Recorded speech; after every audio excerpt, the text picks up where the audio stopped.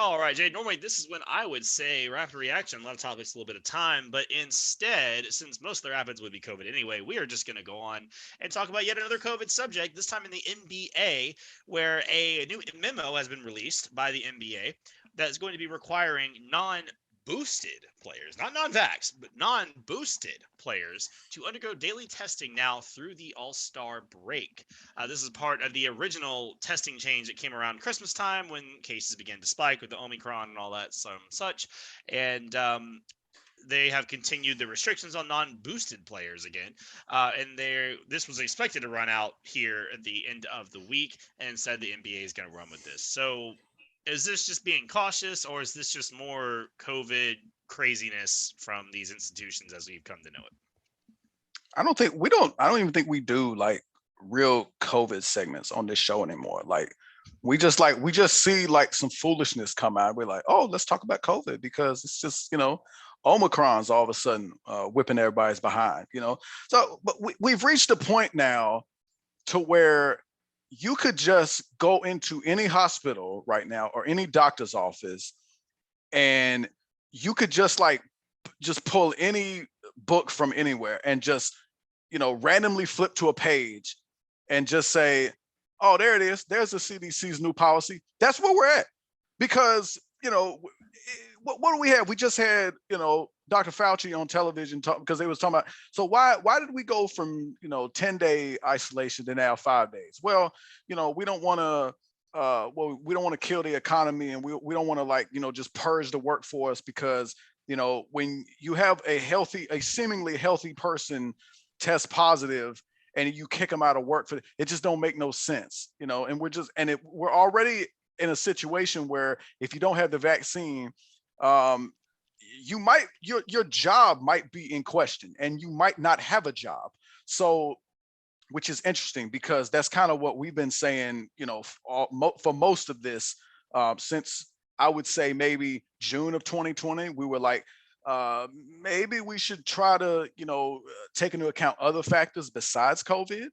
But at this point, I think it's just a joke. I mean, I know Omicron, it appears to be more transmissible. We get all that, it's breaking through the vaccines. I know there's several people around this area I know who have been, vaxxed through the roof, and they come down with it, whenever, wherever. But we get all that. But at the same time, you're now living in a world where those goalposts around here that people, you just got little people picking those things up and moving them further around. What you're seeing now with this NBA memo is the definite. Remember what we had, the vaccinated and the unvaccinated. Now what we're going to have very shortly is the boosted and the unboosted. That's what's going to be next. This is just a prelude, and it's just a continuation. If you go back all the way to March of 2020, my favorite expression of all time now, 2 weeks to 14 days to slow the spread. No, it's not. It's never 14 days for anything. Whatever they say initially is not the case. And what do we know? In this NBA memo, they said, look, we're gonna because we think that the Christmas and holidays and all the rest of it are gonna lead to an uptick in cases. So December 26th, we're gonna start more testing. Everybody gonna be tested. We're gonna do all this so we could, slow the spread of the holiday corona. And what are they doing? No, it's not. It's not what they said it was. Now we're gonna continue some of this crap through the All-Star break. And now we're gonna do elevated testing for everybody through January 15th. The most hilarious part of this, in my estimation, is if you have not gotten your booster yet, you're going to undergo daily testing all the way up to the All-Star break. They're also, not going to, restrict you to going to indoor gatherings like bars and clubs. But help me understand how they can say that with a straight face, but you can't go to large indoor gatherings. Then how do you play basketball? Explain that. Can I get someone anywhere to explain that to me? As I said in my little piece on Substack yesterday, the jokes write themselves at this point. Whether it's COVID, whether it's January 6th, the jokes write themselves. It's just a parody. It's gotten the whole thing with COVID in sports, and I think is where I started on this, is because we talked about when this first started, COVID first hit the sports world. We were all three still doing the show, and we talked about how sports often are a mirror for regular society. The start of society, and or whatever happens in the sports world then happens in society. So it's like a good like microcosm, right? And throughout this whole thing, we've seen this non-scientific approach. You said like June maybe is when we started thinking maybe we don't have to do that. There were infectious disease experts and epidemiologists that came out within like 2 weeks of when COVID started. It was called the Great Barrington Declaration. They said, listen, healthy people need to go back to work, do their thing, let it run through them. Immunocompromised older people need to stay home. We don't need to sacrifice everything in the world for this. And we're going to see how that works out. It never happened, obviously. Everyone freaked out and panicked and locked everything down. The rest is history. But even now, with this new variant, what the Omicron variant has done is it's turned upside down all the common thoughts of COVID. Of if you're vaccinated, you won't get it. Well, that's not true now. The 80% of the country has had at least one dose of the vaccine. That's people 5 or older. Now we're up to almost 80%, and yet cases are at 1 million nearly per day.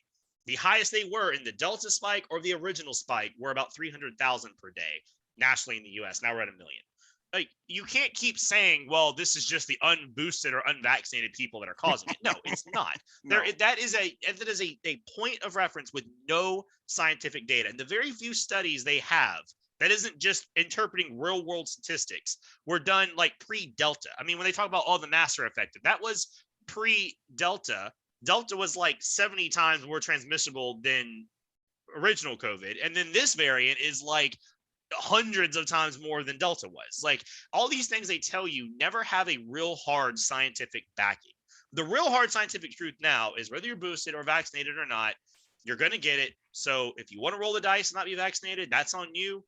Rest of us are going back to real life because we know the vaccines are they're pretty safe. It seems to be they're pretty safe. No one's just dropping like flies, and people that are vaccinated are dying at a lower rate than people that aren't. So there is no reason to be sitting here hiding in our basements and triple boosting, because the reality is these players are all in the shape of their lives, and Kyrie Irving is no more of a danger than Rudy Gobert, who's probably double vaxxed, boosted, and had it twice now.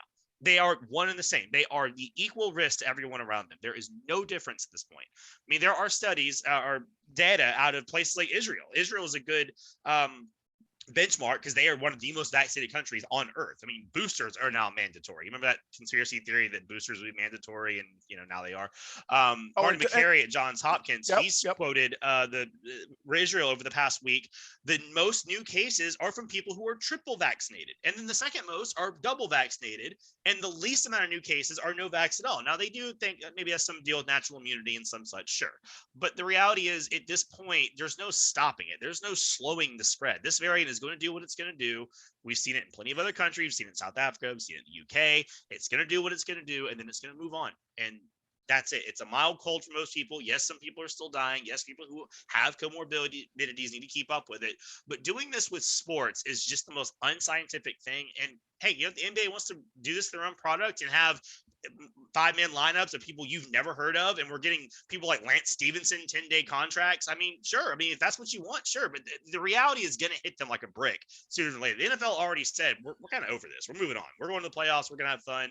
NBA, y'all want to freak out, whatever. But the reality is going to catch up more than the ability for this little plan and policy to actually work.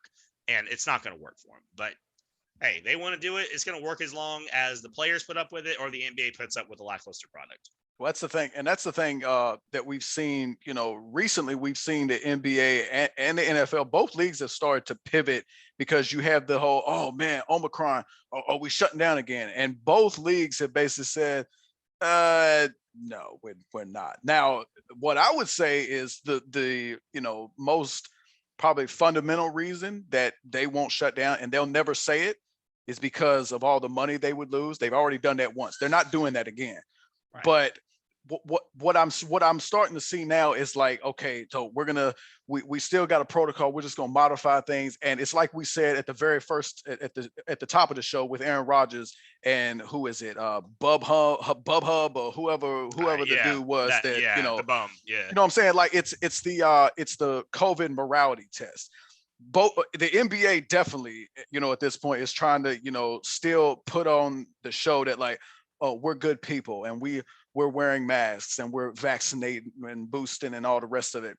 But at the same time, the one thing about the NBA that just tell me how it's not theater to where when is the last time you saw Monty Williams at a basketball game and his mask was not on his chin? Tell me, please help me. Again, help me understand. You cannot say, okay, everybody wear a mask, and you've seen it. You've seen it. Like at one point, all the coaches had to wear masks, and then all of a sudden, magically, Mike Budenholzer, his face is showing, but Monty Williams is still doing the chin mask thing, and he's still take it off to yell, and they put it back on after they get done yelling. But Monty Williams, yeah, exactly. But Monty Williams never even bothers wearing his. It's just on his chin. So some of it's theater, some of it's all. I mean, to me, it's like the NBA and the PR department. Like, okay, we're still gonna. I know we're tired of this, and at some point, the part about the players. At some point, the players have just got to say, okay, guys, enough of this. I'm sick of getting tested. I'm sick of my Q-tips being stuck up my nose. Like, how many more shots do you need? And at some point, like when the fourth shot becomes available, what do you even call that?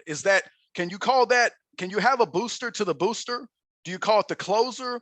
What do you call it? But I'm dead serious about this. You're starting to see booster. You know how we have vaccine mandates and all that, and they're going through the Supreme Court. We have all that. There will be booster mandates at some point. There absolutely will. The CDC has already changed the language from boosted to are you up to date, which then removes the finality of all this. It just runs for an indefinite amount of time. And by the way, for most people, there's not a lot of good evidence that boosters are all that effective. Older people, yes. Immunocompromised, yes. It seems like you probably should keep up on it if that's your thing. But yeah, it's an endless thing, and I think the bottom line is these institutions and these people in power don't want to let it go because it's a good excuse to do whatever you want to do under the guise of public health, public safety, blah blah blah blah. But I think at the end of the day, the reality is going to win out, and all these cases are going to keep spiking regardless, and they're going to be forced back into reality whether they like it or not. You got to think at some point Omicron, the way as fast as it's moving, that will get us to herd immunity. That's what I would say. It very well should, and we've seen in other countries like South Africa, it spiked like crazy, and it dropped right back off, and that was it. So hopefully that's the case. But anyway, guys, it's going to conclude today's Drink of Wisdom. I am Cody Ward, and I'm Jay Wise. Thank you for joining us. We'll be back next week.